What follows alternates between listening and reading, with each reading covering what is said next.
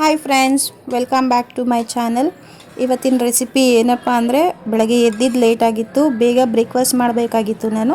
So ಈ onion tomato ರೈಸ್ನ try ಮಾಡಿದೆ. Taste ಅಂತೂ ಸೂಪರ್ ಆಗಿತ್ತು. ನೀವು ಈ ರೆಸಿಪಿನ ಟ್ರೈ ಮಾಡಿ. ಈ ರೆಸಿಪಿನ ಮಾಡೋದಕ್ಕೆ ನಾನು ಸ್ವಲ್ಪ ಎಣ್ಣೆ, ಸ್ವಲ್ಪ ಸಾಸಿವೆ, ಸ್ವಲ್ಪ ಕಡಲೆಬೇಳೆ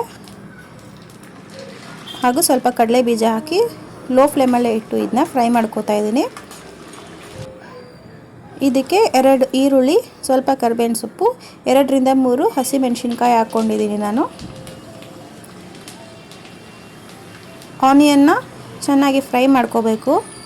ಈರುಳ್ಳಿ ಚೆನ್ನಾಗಿ ಫ್ರೈ ಆದರೆ ಅದು ಸ್ವಲ್ಪ ಫ್ಲೇವರ್ ಚೆನ್ನಾಗಿರುತ್ತೆ ಅಂತ.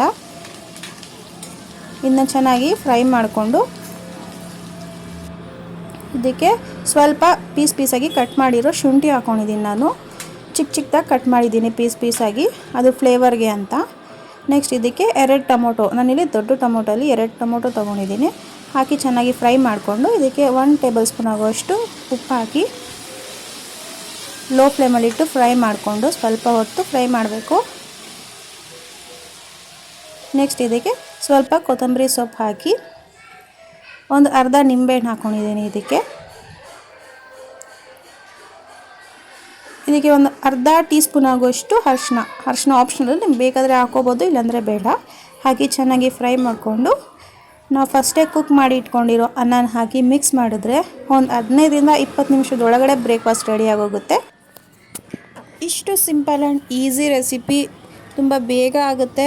ಬೆಳಗ್ಗೆ ಬೇಗ ಅರ್ಜೆಂಟಲ್ಲಿ ಟಿಫನ್ ಮಾಡಬೇಕು ಅನ್ನೋರು ಈ ರೆಸಿಪಿನ ಟ್ರೈ ಮಾಡಿ. ಆ್ಯಂಡ್ ಟೇಸ್ಟ್ ಹೆಂಗಿತ್ತು ಅಂತ ಹೇಳಿ. ನಮ್ಮನೇಲಂತೂ ಟೇಸ್ಟು ತುಂಬ ಚೆನ್ನಾಗಿತ್ತು. ಯಾರೆಲ್ಲ ಫಸ್ಟ್ ಟೈಮ್ ನಮ್ಮ ಚಾನಲನ್ನು ನೋಡ್ತಾ ಇದ್ದೀರಾ, ಲೈಕ್ ಮಾಡಿ, ಶೇರ್ ಮಾಡಿ, ಸಬ್ಸ್ಕ್ರೈಬ್ ಮಾಡಿ.